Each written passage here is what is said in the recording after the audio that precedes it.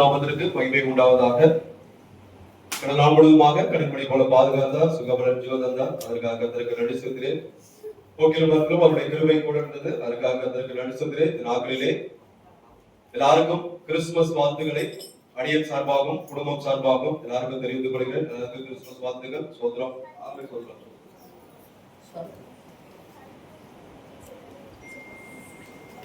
2025 ஆண்டின் கடைசி பகுதிகளாக நாம் கடந்து வந்திருக்கிறோம். இந்த 25ஆம் தேதியிலே நாம் இந்த கிறிஸ்துமஸ் பண்டிகை கொண்டாடும்படியாக ஆலயத்திற்கு கடந்து வந்து இந்த பண்டிகை கொண்டாடி கொண்டிருக்கிறோம். கிறிஸ்துமஸ் என்பது எல்லாருக்கும் தெரியும். கிறிஸ்து பிறந்த நாளை நினைவு கூர்ந்து கொண்டாடுகிறோம். அதாவது டிசம்பர் 25ஆம் தேதி தான் கிறிஸ்துமஸ் பிறந்தாரா தெரியாது. அதற்குரிய சரித்திரம் இல்லை. ஆனால் எல்லா வேத பண்டிதர்களும் ஒரு நாளை குறித்து இந்த நாளிலே பிறந்திருக்கலாம் என்று நாம் அந்த நாளை முன்னிட்டு எல்லாருக்கும் விடுமுறை கொடுத்து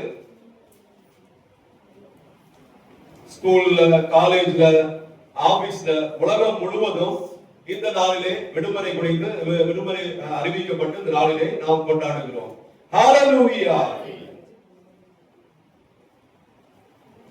இந்த கிறிஸ்துமஸ் செய்திக்காக காத்திருக்கும் போது அடியனுக்கு ஒரு சில வசனங்கள் உணர்த்தப்பட்டது. அந்த வசனங்களை நாம் தியானித்து நம்முடைய ஆத்மாவிற்கு பிரயோஜனப்படுத்திக் கொள்வோமாக. லூக்கா எழுதின சுவிசேஷம் 2ஆம் அதிகாரம் 7ஆவது வசனம். லூக்கா 2:7.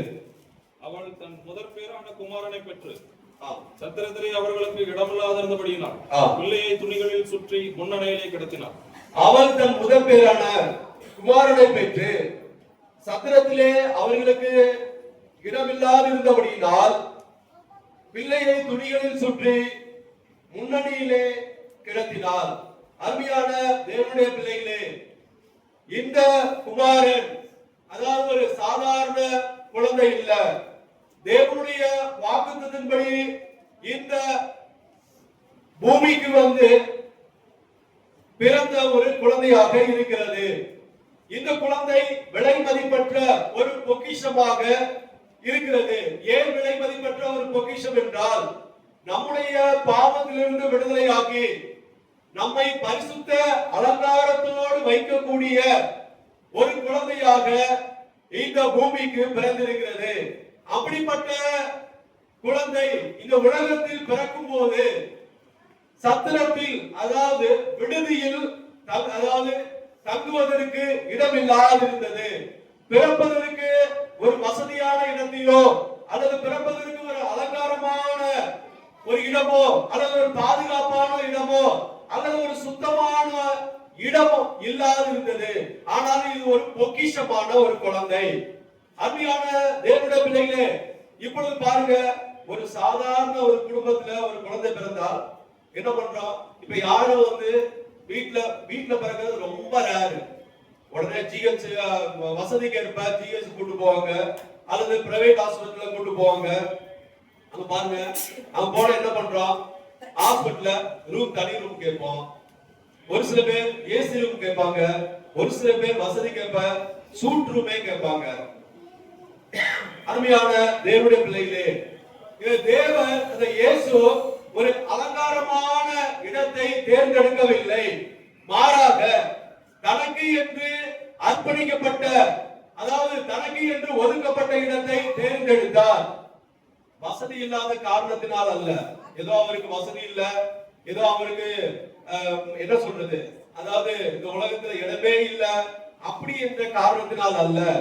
அருமையான தேவனுடைய பிள்ளைகளே, கிறிஸ்துமஸ் வந்தால் நாம் என்ன செய்கிறோம்?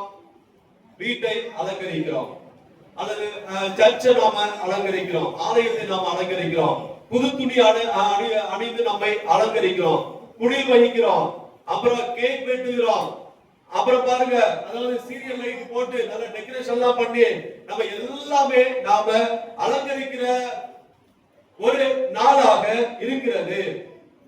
கிறிஸ்துமஸ் நாளை முன்னிட்டு நாம அலங்கரிக்கிறோம்.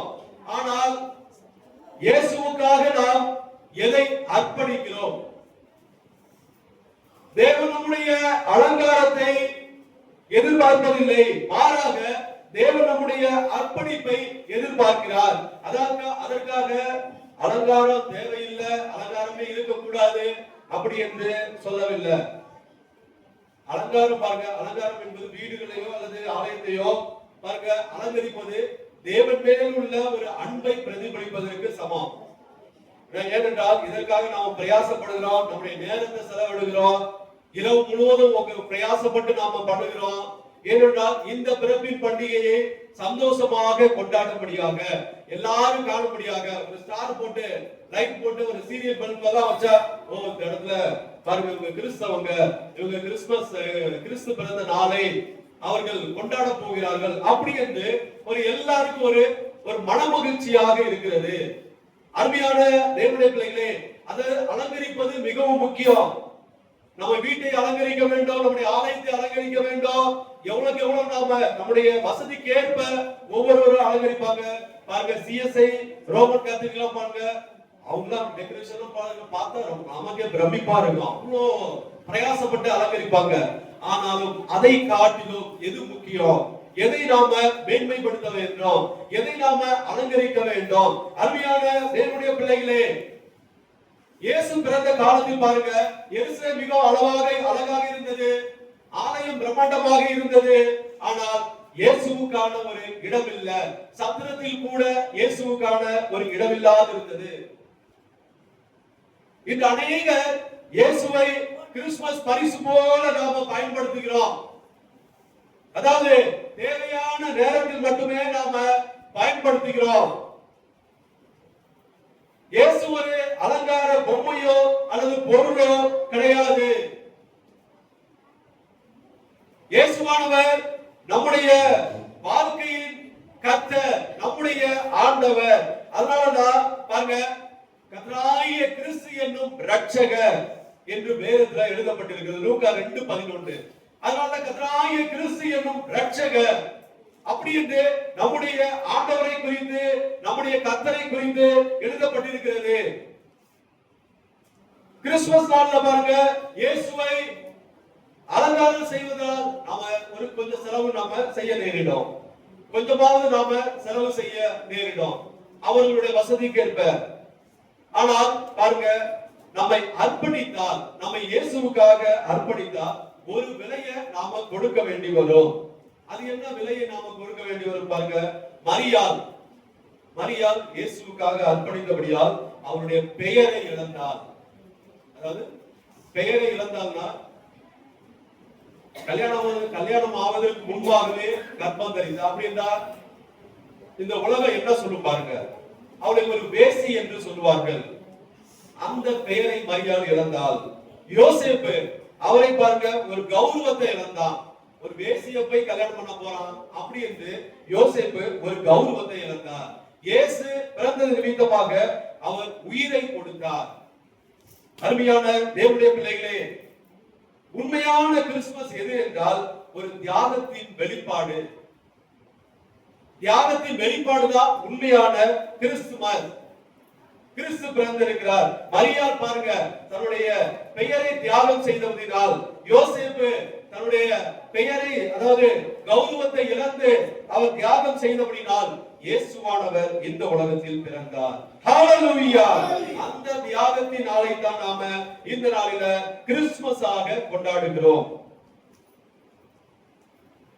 இயேசுவானவர் பாருங்க ஒரு வீட்டுல ஒரு மூலையில அலங்காரமாக இருக்க விரும்பவில்லை. நம்ம வீட்டுல நம்ம என்ன பண்ணுவோம், ஒரு மூலையில ஒரு குடில் செய்வோம், ஒரு டெக்கரேஷன் பண்ணி ஸ்டார்ஸ்லாம் ஒரு மூலையில மாட்டுவோம். அப்படி இயேசுவானவர் நம்முடைய வீட்டின் மூலையில அலங்காரமாக இருக்க விரும்பவில்லை. மாறாக நம்முடைய இருதயத்தின் சிங்காசனத்தில் அலங்காரமாக இருக்க விரும்புகிறார். ஹalleluya! அதற்கு நாம இடம் கொடுக்கிறோமா? அதற்கு நாம நம்மை அர்ப்பணிக்கிறோமா? அலங்காரம் என்பது பாருங்க பார்த்து ரசிக்கலாம். இதை ஒரு நாள் பார்த்து ரசிக்கலாம், இந்த எல்லாத்தையும் பார்த்து ஒரு நாள் ரசிக்கலாம். அலங்காரம் என்பது ரசிப்பதற்காக மாத்திரம்தான். ஆனால் அர்ப்பணிப்பு என்பது கீழ்ப்படிதலுக்கு சமமாக இருக்கிறது. முழுமையாக இயேசுவுக்கு கீழ்ப்படிவதற்கு சமமாக இருக்கிறது. அருமையான தேவனுடைய பிள்ளைகளே, இந்த நாட்கள்ல கிறிஸ்துமஸ் அலங்காரம் அல்ல, ஒரு அர்ப்பணிப்பு.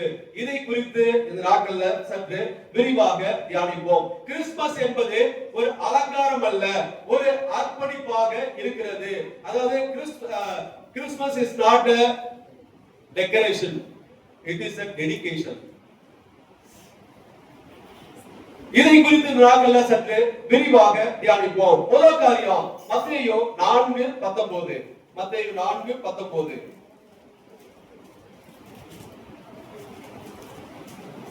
என் பின்னே வாருங்கள், உங்களை மனுஷரை பிடிக்கிறவர்களாக்குவேன். என் பின்னே வாருங்கள், உங்களை மனுஷரை பிடிக்கிறவர்களாக்குவேன். அருமையான தேவனுடைய பிள்ளைகளே, கிறிஸ்துமஸ் அலங்காரம் அல்ல, அர்ப்பணிப்பு. முதல் காரியம் அர்ப்பணிப்பு என்றால் பின்பற்றுதல். அர்ப்பணிப்பு என்றால் பின்பற்றுதல். அதாவது பார்ப்பது அல்ல, இயேசுவை பின்பற்ற வேண்டும். அநேகர் இயேசுவை பற்றி பேசுகிறோம், அநேகர் இயேசுவை அதாவது புகைப்படமாக ஒரு பிக்சராக வைத்திருக்கிறோம். இயேசு இந்த வீட்டின் தலைவர் என்று போர்டு வைத்திருக்கிறோம். ஆனால் இயேசுவை பின்பற்றுவதில்லை.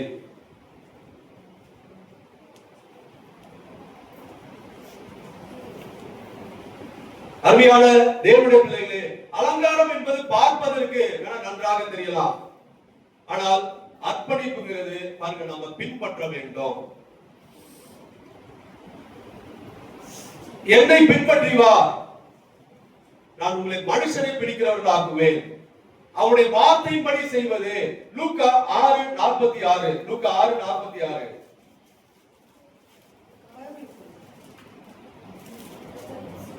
லூக்கா 6:46. என்னை ஆண்டவரே ஆண்டவரே என்று நீங்கள் சொல்லியும் நான் சொல்லுகிறபடி நீங்கள் செய்யாமற் போகிறது என்ன? என்னை ஆண்டவரே ஆண்டவரே என்று சொல்லியும் நான் சொல்லுகிறபடி நீங்கள், அதாவது பாருங்க, அவருடைய வார்த்தையின்படி செய்வது.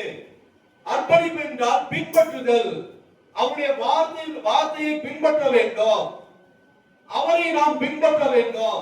இயேசுவின் மீது விசுவாசம் நமக்கு அதிகமாக இருந்தால் நம்மை முழுமையாக அவருக்கு அர்ப்பணிக்க முடியும். அலங்காரத்தை பார்ப்பதனால் ஒரு சில நாள் அல்லது ஒரு சில நிமிடம் சந்தோஷமாக இருக்கும். இந்த அலங்காரத்தை பார்ப்பதனால் இந்த அலங்காரம் இருக்கிற வரையே ஒரு கண்ணுக்கு குளிர்ச்சியாக ஒரு சந்தோஷமாக இருக்கலாம். ஆனால் இயேசுவை நாம பின்பற்றினால் நம்முடைய வாழ்க்கையில ஒரு வித்தியாசத்தை உணர்வோம். நம்முடைய வாழ்க்கை முழுவதும் சந்தோஷமாக வாழ முடியும். அருமையான தேவனுடைய பிள்ளைகளே, கிறிஸ்துமஸ் என்பது அலங்காரம் அல்ல, ஒரு அர்ப்பணிப்பு. அர்ப்பணிப்பு என்றால் நாம் பின்பற்ற வேண்டும், இயேசுவை பின்பற்ற வேண்டும். இயேசு அவருடைய வார்த்தைக்கு கீழ்ப்படிய வேண்டும், அவர் மீது விசுவாசமாக இருக்க வேண்டும். அப்படி நாம விசுவாசமாக இருந்தால், நம்முடைய வாழ்க்கை முழுவதும் நம்மை அர்ப்பணித்தால் நம்முடைய வாழ்க்கை முழுவதும் சந்தோஷமாக வாழ முடியும்.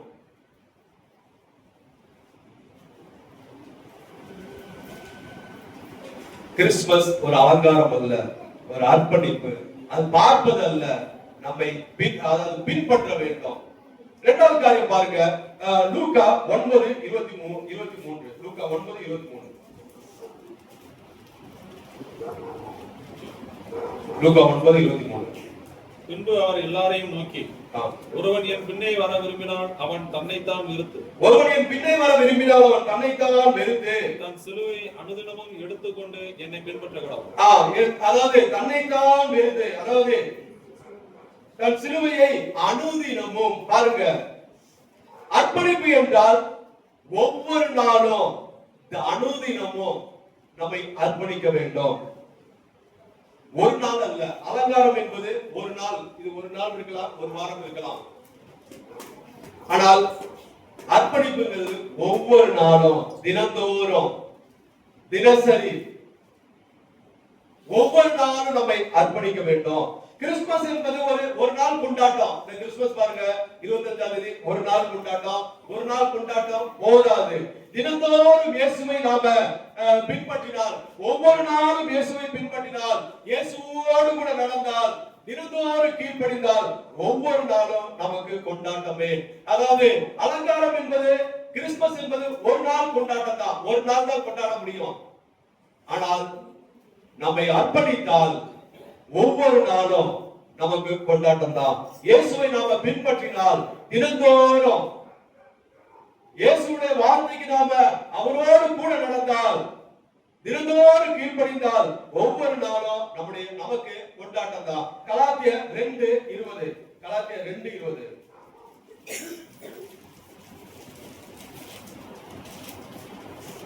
கலாத்தியர் 2:20.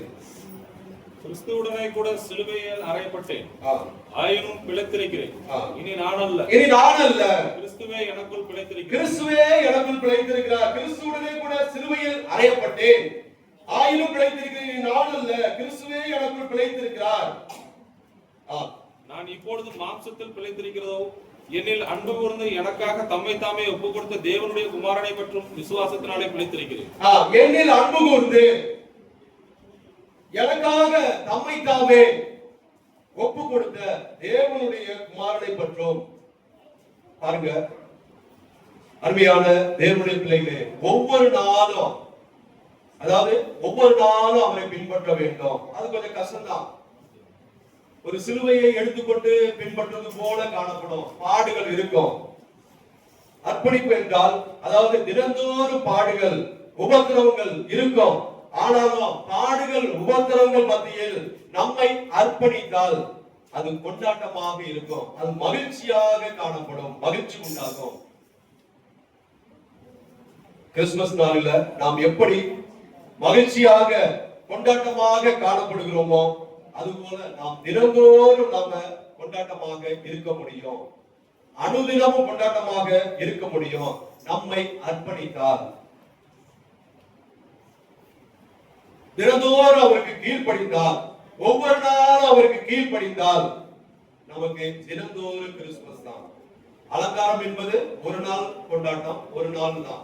ஆனால் நம்மை அர்ப்பணித்தால் நமக்கு தினந்தோறும் கொண்டாட்டம் தான், தினந்தோறும் நமக்கு கிறிஸ்துமஸ் தான். அர்ப்பணிப்பு என்றால் அவருக்கு கீழ்ப்படிவது, தினந்தோறும் கீழ்ப்படிவது. மூன்றாவது காரியம் பாருங்க, மத்தேயு 2:11. மத்தேயு 2:11.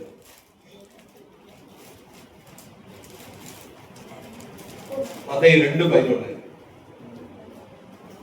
அவர்கள் அந்த வீட்டுக்குள் பிரவேசித்து பிள்ளையையும் அதன் தாயாக மரியாதையும் கண்டு சாஸ்திரங்கமாய் விழுந்து அதை பணிந்து கொண்டு தங்கள் பொக்கிஷங்களை திறந்து பொன்னையும் தூபவர்க்கத்தையும் வெள்ளை போலத்தையும் அதற்கு காணிக்கையாக வைத்தார்கள். பாருங்க, கிறிஸ்துமஸ் அலங்காரம் இல்ல, அது அர்ப்பணிப்பு. அர்ப்பணிப்பு என்றால் நம்மை கொடுத்தோமா, அதாவது நம்மை முழுமையாக கொடுத்தோமா. பாருங்க, 3 யானைகள், பொன்னை கொடுத்தார்கள், தூபவர்க்கத்தை கொடுத்தார்கள், வெள்ளை போலத்தை கொடுத்தார். பரிசு கொடுத்தோம், ஆனால் நம்மை கொடுத்தோமா? நாம எல்லாருக்கும் பரிசு கொடுக்கிறோம். இந்த நாட்கள்ல பாருங்க, நம்ம கிஃப்ட்ஸ், பரிசுகள் எல்லாருக்கும் கொடுக்கிறோம். ஆனால் தேவன் பரிசுகளை கேட்கவில்லை, நம்மையே கேட்கிறார். ஹalleluya! அவர் பரிசு கேட்கவில்லை, ஆனா நாம பரிசு கொடுக்கிறோம். அது கொடுக்க வேண்டியது. அது கிறிஸ்துமஸ் முன்னிட்டு நம்ம எல்லாருக்கும் பரிசு கொடுக்கிறோம், எல்லாருக்கும் gift கொடுக்கிறோம், கேக் கொடுக்கிறோம், எல்லாம் கொடுக்கிறோம். ஆனால் தேவன் பரிசுகளை கேட்கவில்லை, நம்மையே அவர் கேட்கிறார். நம்மை நாம் கொடுத்தோமா? பரிசு தான் கொடுத்தோம், நம்மை கொடுத்தோமா? அலங்காரம் என்பது பரிசு கொடுப்பதற்கு சமமாக இருக்கிறது. அர்ப்பணிப்பு என்றால் நம்மையே சமர்ப்பித்தல். நாம நம்மையே சமர்ப்பிக்கிறோமா? 2 கொரிந்தியர் 8வது அதிகாரம் 5வது. யார் பேசாதீங்க வெளியில. ஆராதனைக்கு வரீங்க, அங்கங்க போய் அப்படியே போயிட்டு வந்துட்டு இருக்கீங்க. மெசேஜுக்கு வரீங்களா, அப்புறம் எதுக்கு வரீங்களான்னு தெரியல. 2 கொரிந்தியர் 8வது அதிகாரம் 5வது வசனம். 2 கொரிந்தியர் 8:5. மேலும் நாங்கள் நினைத்தபடி மாத்திரம் கொடாமல் தேவனுடைய சித்தத்தினாலே முன்பு தங்களை தாமே கர்த்தருக்கும் பின்பு எங்களுக்கும் ஒப்பு கொடுத்தார்கள். பாருங்க, தேவனுடைய சித்தத்தினாலே முன்பு தங்களை தாமே கர்த்தருக்கும், பாருங்க, கர்த்தருக்கும் நம்மை ஒப்பு கொடுக்க வேண்டும். அர்ப்பணிப்பு என்றால் கர்த்தருக்கு ஒப்பு கொடுப்பது. இந்த கிறிஸ்துமஸ் நாளில் தேவனுக்கு பரிசு கொடுப்பதை காட்டிலும் நம்மையே பரிசாக கொடுக்க, நம்மையே கர்த்தருக்காக ஒப்பு கொடுக்க நாம் பிரயாசப்பட வேண்டும். அருமையான தேவனுடைய பிள்ளைகளே, அவர் பரிசுகளை கேட்பதில்லை, நம்மையே கேட்கிறார். நாம பரிசு கொடுப்பதை காட்டிலும் நம்மையே பரிசாக கொடுக்க வேண்டும். கர்த்தருக்கு நம்மையே முழுவதுமாக ஒப்பு கொடுக்க வேண்டும். அதற்காக நாம பிரயாசப்பட வேண்டும். நம்மையே பரிசாக இயேசுவுக்கு கொடுக்க நாம என்ன செய்ய வேண்டும்? நம்மையே கொடுக்க வேண்டுமா? பரிசாக கொடுக்க வேண்டுமா? நாம என்ன செய்ய வேண்டும்? நீதிமொழிகள் 23:26, நீதிமொழிகள் 23:26, நீதிமொழிகள் 23:26 படிக்கலாம். என் மகனே, உன் இருதயத்தை எனக்கு உன் இருதயத்தை எனக்கு தா, உன் கண்களின் வழிகளை உன் இருதயத்தை எனக்கு தா. நம்மையே பரிசாக இயேசுவுக்கு கொடுக்க வேண்டுமா?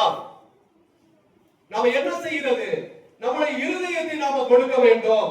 இயேசுவானவர் நம்மிடத்துல கேட்பது பணமோ, பொருளோ, திறமையோ, அல்லது நேரமோ, அல்லது அலங்காரமோ, அல்லது அல்லது பரிசுகளோ அல்ல. முதலாவது, அதாவது நேரம் நம்ம கொடுக்கணும், அதெல்லாம் கொடுக்கணும். அது திறமையை நம்முடைய திறமையை நம்ம கொடுக்க வேண்டும், அதெல்லாம் இருக்கு. ஆனால் முதலாவது நம்முடைய இருதயத்தை கேட்கிறார். ஹalleluya! இந்த திருக்கான, இந்த கல்லான இருதயத்தை எடுத்து போடும்படியாக, இதை எல்லாவற்றையும் எடுத்து போட்டு சதையான இருதயத்தை நமக்கு கொடுக்கும்படியாக நாம் இந்த நாட்கள்ல நாம மன்றாட வேண்டும். தேவனே, அடியேனே உமக்கு ஒப்பு கொடுக்கிறேன், அர்ப்பணிக்கிறேன், என்னையே உமக்கு பரிசாக உமக்கு அர்ப்பணிக்கிறேன் என்று நம்முடைய இருதயத்தை இந்த நாட்களில் நாம கொடுப்போமாக. இந்த திருக்கான, இந்த கல்லான இருதயத்தை கர்த்தர் இந்த நாட்கள்ல எடுத்து போட வேண்டும். இயேசுவான நம்மிடத்துல கேட்பது, முதலாவது கேட்பது நம்முடைய இருதயத்தை. ஹalleluya! இந்த நாட்களில் நம்முடைய இருதயம் எப்படி இருக்கிறது? அப்படி திருக்கான கல்லான இருதயமாக இருந்தால் இந்த நாட்கள்ல அதை சதையான இருதயமாக மாற்றும்படியாக நம்மையே நம்முடைய இறைவனுக்கு, நம்முடைய இயேசுவுக்கு பரிசாக கொடுக்கும்படியாக இந்த நாட்கள்ல நாம பிரயாசப்படுவோமாக. அடுத்ததாக பாருங்க, கொலோசியர் 3:17, கொலோசியர் 3:17, கொலோசியர் 3:17 படிக்கலாம். வார்த்தையினாலாவது கிரியையினாலாவது நீங்கள் எதை செய்தாலும் அதையெல்லாம் கர்த்தராகிய இயேசுவின் நாமத்தினாலே செய்து அவர் முன்னிலையாக பிதாவாகிய தேவனை ஸ்தோத்திரியுங்கள். வார்த்தையினாலாவது கிரியையினாலாவது நீங்கள் எதை செய்தாலும். அருமையான தேவனுடைய பிள்ளைகளே, பாருங்க, அடுத்தது நம்முடைய வாழ்க்கையை அர்ப்பணிக்க வேண்டும்.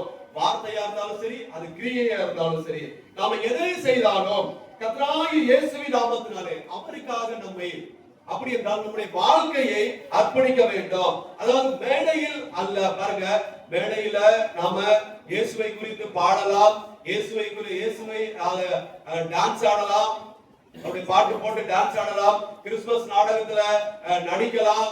ஆனால் நம்முடைய வாழ்க்கையில மாற்றம், அதாவது முன்னேற்றம் இல்லாமல் இருக்கிறதா? நாம் இதெல்லாம் செய்தோம், நம்முடைய வாழ்க்கையில ஒரு மாற்றம் இருக்கிறதா? நம்முடைய வாழ்க்கையில முன்னேறாமல் அப்படியே நாம இருக்கிறோமா? அலங்காரம் என்பது மேடையில தெரியும். பாருங்க, அலங்காரம் எல்லாம் ஸ்டேஜ் போட்டு அலங்காரம் மேடையில நல்லா தெரியும், ஆனா அலங்கரிச்சு நல்லா இருக்கும். ஆனால் அர்ப்பணிப்பு மேடையில தெரியாது, மேடையில ஒருபோதும் தெரியாது, ஆனால் வாழ்க்கையில் தெரியும். ஹalleluya! நாம் வாழ்கிற வாழ்க்கையில தெரியும். கிறிஸ்துமஸ் என்பது அலங்காரம் அல்ல, அது அர்ப்பணிப்பு. அர்ப்பணிப்பு என்றால் நம்முடைய வாழ்க்கையை நாம அர்ப்பணிக்கிறோமா? நம்முடைய வாழ்க்கையில, அதாவது இந்த அலங்காரம் மேடையில தெரியக்கூடாது. நம்முடைய வாழ்க்கையில அலங்கரிக்க, நம்முடைய வாழ்க்கை அலங்காரமாக இருக்க வேண்டும். பரிசுத்த அலங்காரத்துடனே கர்த்தரை, வாழ்க்கையில் அலங்காரம் என்றால் பரிசுத்த அலங்காரம்.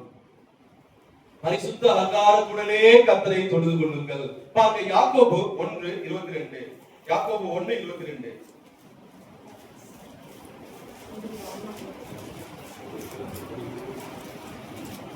அல்லாமலும் நீங்கள் உங்களை வஞ்சாதபடிக்கு திருவசனத்தை கேட்கிறவர்களாய் மாத்திரமல்ல, அதன்படி செய்கிறவர்களாகவும் இருங்கள். பாருங்க, அதாவது திருவசனத்தை கேட்கிறவர்களாய் மாத்திரமல்ல, அதன்படி செய்கிறவர்களாக. நாம் அநேக நாட்கள்ல வசனத்தை கேட்கிறோம், ஆனால் அதன்படி செய்யறதற்கு தவறுகிறோம். அது வாழ்க்கையில நமக்கு அதை அப்ளை பண்றதுக்கு நாம தவறுகிறவர்களாக காணப்படுகிறோம். அதற்காக நாம பிரயாசப்பட வேண்டும். அதாவது திருவசனத்தை கேட்டு அதன்படி செய்கிறவர்களாய், அதாவது திருவசனத்தை கேட்கிறவர்களாய் மாத்திரமல்ல, அதன்படி செய்கிறவர்களாகும். நம்ம கேட்டு அப்படியே போய்விடாதபடிக்கு. நாடகம் எல்லாம் நாம பார்க்கிறோம், டான்ஸ் ஆடுறோம், எல்லாம் பண்றோம். அந்த நாடகத்துல ஒரு கருத்து நமக்கு நம்ம கேட்கிறோம், ஓ அப்படியே அப்படின்னு சொல்லுறோம். ஆனா அதை அப்படியே கேட்டு போய்விடாதபடிக்கு அப்படி நம்முடைய வாழ்க்கையில அதை அப்ளை பண்ண வேண்டும். உங்களுடைய வசனம் என்னுடைய வாழ்க்கையில அதன்படி, உங்களுடைய வசனத்தின்படி நடக்க வேண்டும். அதாவது வாழ்க்கையில நடக்க வேண்டும். அருமையான தேவனுடைய பிள்ளைகளே, இந்த கிறிஸ்துமஸ் நாளில மேடையில் பாடுவது அல்லது நடனமாடுவது, நடிப்பதை காட்டிலும் நம்முடைய வாழ்க்கையில் அர்ப்பணிப்பு இருந்தால் நமக்கும் தேவனுக்கும் அந்த இடைவெளி பாருங்க ஒருபோதும் இருக்காது. நம் வசனத்தின்படி நாம் நடந்தால் நமக்கும் தேவனுக்கும் அந்த இடைவெளி இருக்கவே இருக்காது.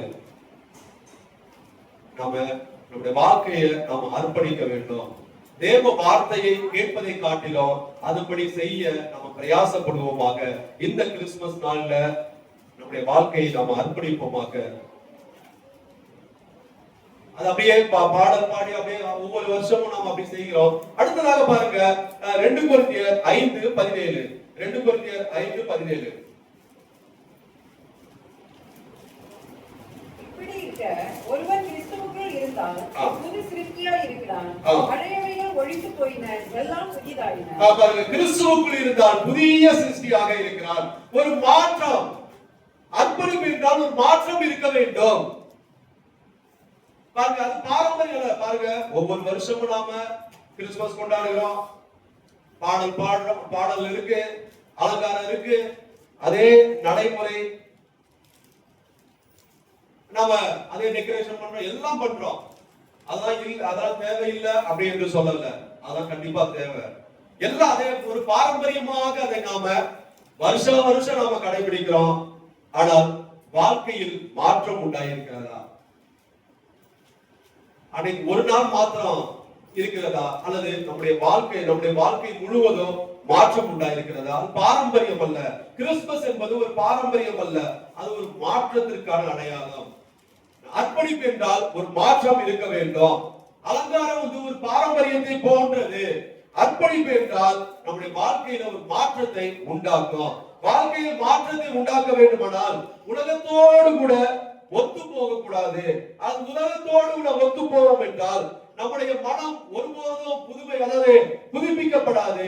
நாம உலகத்தோடு ஒத்து போகாமல் இருந்தால் நம்முடைய மனம் புதுப்பிக்கப்படும். அப்பொழுது ஒரு மாற்றம் உண்டாகும்.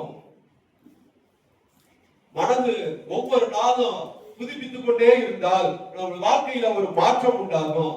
அப்ப நம்ம உலகத்தோடு கூட ஒருபோது நாம ஒத்து போக மாட்டோம். இந்த கிறிஸ்துமஸ் நாளில பாரம்பரியத்தை பின்பற்றுவதை காட்டிலும் நம்முடைய வாழ்க்கையில மாற்றம் உண்டாகக்கூடிய வழியை நாம தெரிந்தெடுப்போமாக. ஒவ்வொருவரும் நம்முடைய வாழ்க்கையில மாற்றத்தை விரும்ப வேண்டும். ஆண்டவரே, கர்த்தராகிய இயேசுவே, என்று கர்த்தராகிய இயேசுவானவர் தாவீதின் ஊரிலே பிறந்திருக்கிறார் என்று தேவதூதர்கள் சொன்னது போல இந்த நாட்டில் நம்முடைய உள்ளத்துல பிறந்தால் கண்டிப்பாக ஒரு மாற்றம் நம்முடைய வாழ்க்கையில உண்டாகும். கிறிஸ்துமஸ் என்பது பாருங்க அலங்காரம் அல்ல, அது ஒரு அர்ப்பணிப்பு. கிறிஸ்துமஸ் என்பது அதாவது பார்ப்பது அல்ல, அதை பின்பற்ற வேண்டும். கிறிஸ்துமஸ் என்பது ஒரு நாள் அல்ல பாருங்க, தினந்தோறும் நம்மை அர்ப்பணிக்க வேண்டும். அர்ப்பணிப்பது பரிசு கொடுப்பது அல்ல, நம்மையே பரிசாக கொடுப்பது. அர்ப்பணிப்பு என்பது வேலையில அதாவது பிரயாசப்படுவது அல்ல, வாழ்க்கையில பிரயாசப்பட வேண்டும். வாழ்க்கையில மாற்றம் உண்டாக வேண்டும். அது ஒரு பாரம்பரியம் அல்ல, ஒரு மாற்றத்தை தரக்கூடியது. அர்ப்பணிப்பு என்பது ஒரு பாரம்பரியம் அல்ல, அது ஒரு மாற்றத்தை தர வேண்டும், கண்டிப்பாக தர வேண்டும். இந்த கேள்வியை நம்மை பார்த்து நாம கேட்போமாக. ஒவ்வொருவரும் இந்த கிறிஸ்துமஸ் நாளில நம்மை பார்த்து நம்ம கேட்போமாக. இயேசுவுக்கு அன்றைக்கு சத்திரத்தில் கூட இடமில்லாது இருந்தது. இன்று கிறிஸ்து பிறப்பை கொண்டாடி கொண்டிருக்கிற நாம் நம்முடைய இருதயத்தில் இயேசு பிறப்பதற்கு தங்குவதற்கு இடம் கொடுக்கிறோமா? இடம் இருக்கிறதா?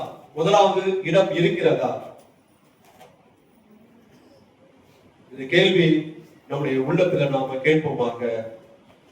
இதுவரை இடம் கொடுக்கவில்லை என்றால் இப்பொழுது நாம் இடம் கொடுப்போமாக. ஹalleluya.